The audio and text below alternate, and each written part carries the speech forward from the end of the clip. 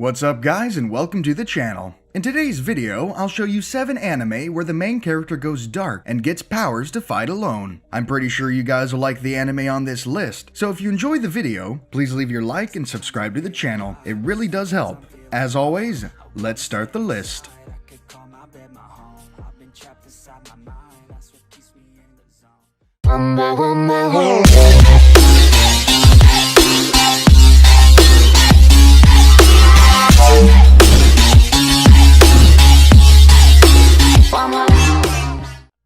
At the 7th spot, we have Phantom, Requiem for the Phantom. Even though it is a seinen, this anime can deliver something truly satisfying and good. This story is about an organization that wants to be the best of all in organized crime. For that, they use several experiments to train the best killer, called a Phantom. Behind this method is a doctor who uses special tactics to form the best combat soldier. One day, the protagonist accidentally witnesses Phantom's latest murder. He tries to escape, but the organization captures him and brainwashes him, making him a puppet of that organization. The anime in no way will make you bored. Quite the opposite, in fact. He can arrest you in every episode for having action with good drama. Not to mention, the characters are quite unique.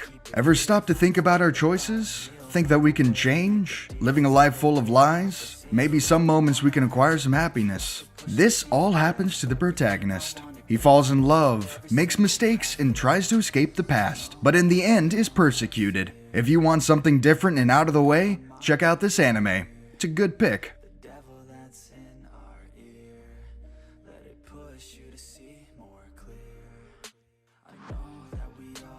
Next on the list is Berserk. Berserk covers the Black Swordsman arc of the franchise, following the Golden Age arc movies, and when announced, many including myself were excited to see more Berserk. Perhaps the end was in sight at last. What no one predicted was the lack of care such a revered series would receive. An early preview showed but a glimpse of the CG atrocities that awaited us. Before I get to this story, I must address the glaring art. This still looks like Berserk's rich world filled with terrifying monsters, but this can't make up for the awful CG that no amount of shaders can mask. It reminds me of Valkyria Chronicles cutscenes, which is fine for a game, not for anime. Now let's get to the story. Now branded for death and destined to be hunted by demons until the day he dies, Guts embarks on a journey to defy such a gruesome fate. As waves of beasts relentlessly pursue him, stealing his resolve, he takes up the monstrous blade Dragon Slayer and vows to exact vengeance on the one responsible, hunting down the very man he once looked up to and considered a friend. Along the way, he encounters some unlikely allies, such as a small elf named Puck and Isidro, a young thief looking to learn swordsmanship from the former mercenary. As the ragtag group slowly comes together after having decided to join Guts in his quest, they will face incredible danger unlike anything they have ever experienced before. Well, that's it. If you don't mind the animation, you might just like the story.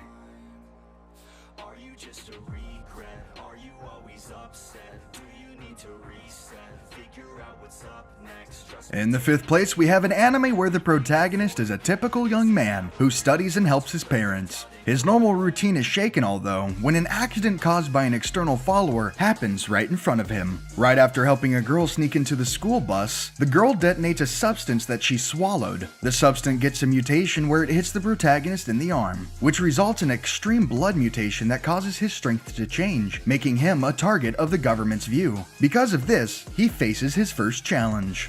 This is an anime that few people know, but anyone who has seen it knows the excellence of it. Produced by Bone Studio, the anime was adapted from a manga of the same name and was released in July 2006. The story and characters are very well made. In particular, I wanted to see more of this anime. An OVA, for example, to show what happens after the last scene of the anime. Well, the anime ended very well in my opinion, and I recommend it to everyone who likes a good adventure.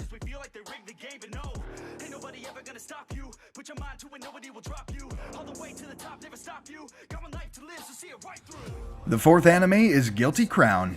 An event known as Lost Christmas spread a powerful virus throughout Japan that killed thousands of people in the year of 2029. After this incident, Japan lost its independent status and was managed by the international organization GHQ, which was interested in isolating the rest of the virus world. After these events, we have a temporal leap and history follows its course in the year 2039, and that is when we meet the protagonists. Like every good anime protagonist, Shu is a very isolated boy, almost friendless, and who by a play of fate ends up meeting the mysterious Inori, who besides being a part of a faction called Undertakers, who fight against Japan's domination by foreign bodies, is also a famous singer. In this chance meeting, we found out that Shu is a big fan of her songs, and also that she was actually running away from the current government because she had just committed an attack on them on behalf of the Undertakers. What Shu didn't expect was that he would be attracted to the girl to the point of saving her after she was taken by GHQ agents who found her hiding place.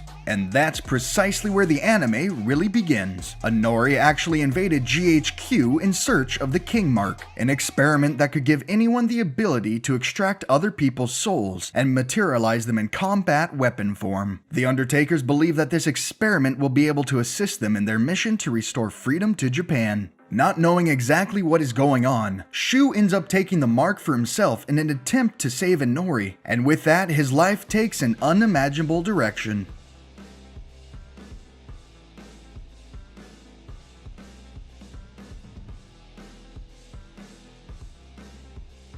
The next anime on this list is Garou, serving as an animated spin-off to the hit tokusatsu franchise. Though the original Garou series takes place in both modern day and future Japan, Hunu no Kukin settings it around the late Dark Ages, early Renaissance. For nearly 20 years, Mendoza, the advisor to the king, has been systematically executing members of the Makai Order, consisting of knights and priests under false accusations that they practice witchcraft. However, the true purpose of the Makai Order is to protect mankind from monsters called horrors that are born from Inga, or negative human karma, and the strongest of all Makai Knights wears the golden armor called Garo. Our main character in the current Golden Knight of this timeline is 17-year-old Leon Lewis. His father, German, a Makai Knight known as Zoro, trained him from childhood to become the greatest of all Makai Knights. Unfortunately, Leon's mother, a Makai priestess, was a victim to Mendoza's persecutions. Prior to her burning, Anna gave birth to Leon, and now the flames of her execution has fused with him and given him a burning hatred.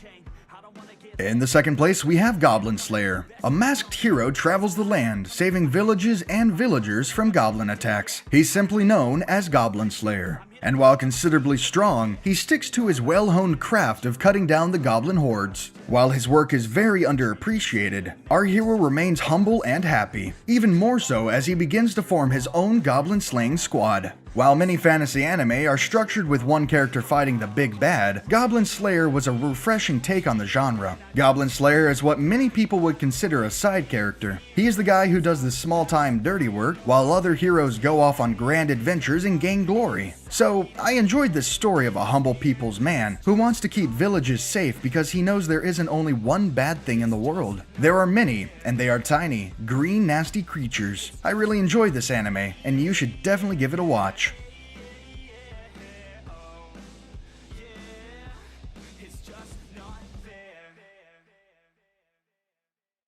And finally, number 1, Death Note. This is honestly one of the best anime I've watched. The story is just awesome. For those who've never heard of it, Death Note follows the story of Light Yagami, a high school student who happens across a supernatural notebook that grants him the ability to kill anyone, any way he likes, just by writing their name in the book. Light, considering himself a vigilante, tries to use the book to cleanse the world of evil, and effectively plays God, which leads an incredibly skilled detective to try to hunt him down. It's not easy to find someone who can kill someone with natural causes without even being near them, but the book does have some important rules and caveats, and so the cat and mouse chase begins. Aside from its near mastery of pacing, one of my favorite things about Death Note is its somewhat manipulative ability to make me want the bad guy to succeed. If you've never watched this anime, you should stop everything you're doing and go watch. I'm sure you won't be disappointed.